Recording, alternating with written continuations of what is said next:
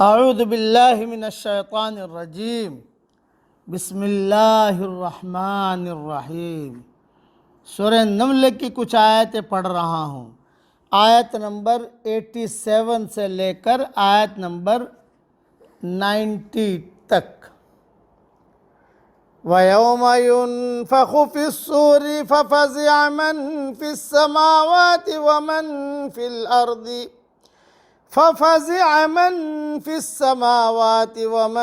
فِي الْأَرْضِ إِلَّا مَن شَاءَ اللَّهُ۔ جس دن سور پھونکا جائے گا تو گھبرا کر اٹھیں گے جو آسمانوں میں ہے اور جو زمین میں ہے، مگر وہ جس کو اللہ چاہے۔ وَكُلٌّ أَتَوْهُ دَاخِرِينَ، اور سب چلے آئیں گے اس کے آگے عاجزی سے۔ وَتَرَى الْجِبَالَ تَحْسَبُهَا جَامِدَةً وَهِيَ تَمُرُّ مَرَّ السَّحَابِ، اور آپ پہاڑوں کو دیکھ کر گمان کرتے ہو کہ وہ جمے ہوئے ہیں اور وہ چلیں گے جیسے بادل۔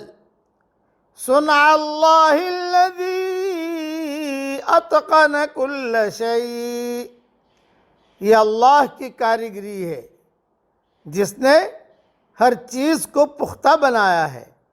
إِنَّهُ خَبِيرٌ بِمَا تَفْعَلُونَ، بے شک وہ جانتا ہے جو تم کرتے ہو۔ مَنْ جَاءَ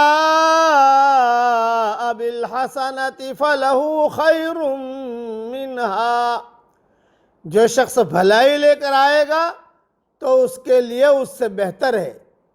وَهُمْ مِنْ فَزَعٍ يَوْمَئِذٍ آمِنُونَ، اور وہ اس دن گھبراہٹ سے محفوظ ہوں گے۔ وَمَنْ جَاءَ بِالسَّيِّئَةِ فَكُبَّتْ وُجُوهُهُمْ فِي النَّارِ، اور جو شخص برائی لے کر آیا تو ایسے لوگ اوندھے منہ آگ میں ڈال دیے جائیں گے۔ هَلْ تُجْزَوْنَ إِلَّا مَا كُنْتُمْ تَعْمَلُونَ، تم وہی بدلہ پا رہے ہو جو تم کرتے تھے۔ اب اس کی تشریح سن لیجئے۔ سور سے مراد وہی قرن ہے جس میں اسرافیل علیہ السلام اللہ کے حکم سے پھونک ماریں گے۔ یہ پھونک، یہ نفخے دو یا دو سے زیادہ ہوں گے۔ پہلے پھونک میں ساری دنیا گھبرا کر بے ہوش، اور دوسری پھونک میں موت سے ہمکنار ہو جائے گی۔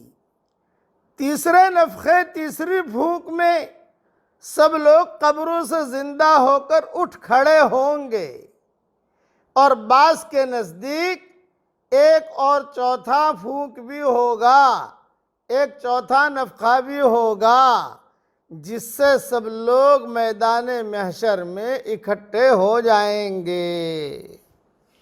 یہ قیامت کا دن بہت بھاری دن ہوگا۔ موجودہ دنیا میں انکار کا اصل سبب انسان کی بے خوفی ہے۔ یہ دراصل بے خوفی کی نفسیات ہے جس کی وجہ سے آدمی حق کو نظر انداز کرتا ہے اور اس کے مقابلے میں سرکشی کا رویہ اختیار کرتا ہے۔ مگر جب امتحان کی مدت ختم ہوگی اور اس کی علامت کے طور پر سور پھونک دیا جائے گا تو اچانک لوگ محسوس کریں گے کہ ان کی بے خوفی محض بے خبری کی بنا پر تھی۔ اس دن تمام بڑائیاں ریت کی دیوار کی طرح ڈھہ جائے گی۔ یہ ایسا سخت لمحہ ہوگا کہ انسان تو درکنار، پہاڑ بھی ریزہ ریزہ ہو جائیں گے۔ اس وقت سارا عجز ایک طرف ہو جائے گا اور ساری قدرت دوسری طرف۔ اس دن وہ تمام چیزیں بالکل غیر اہم ہو جائیں گی جن کو لوگ دنیا میں اہم سمجھے ہوئے تھے۔ پھر سے کہہ دیتا ہوں، اس دن یعنی قیامت کے دن وہ تمام چیزیں بالکل غیر اہم ہو جائے گی جن کو لوگ دنیا میں اہم سمجھے ہوئے تھے، اس دن سارا وزن صرف عمل صالح میں ہوگا۔ اس دن کھونے والے پائیں گے اور پانے والے ابدی طور پر محروم ہو کر رہ جائیں گے۔ پھر سے سن لیجئے، اس دن، قیامت کے دن، کھونے والے پائیں گے اور پانے والے ابدی طور پر محروم ہو کر رہ جائیں گے۔ اس لیے اس دن کی تیاری میں لوگوں، ہیرا پھیری میں زندگی ہم نہ گزاریں۔ آج ہماری زندگیاں ہیرا پھیری میں گزرتی ہیں، نہیں، اللہ کے احکامات کو ہم پورا کریں۔ قیامت کا دن بڑا سخت دن ہے جو آنے والا ہے، اس کی تیاری میں لگیں۔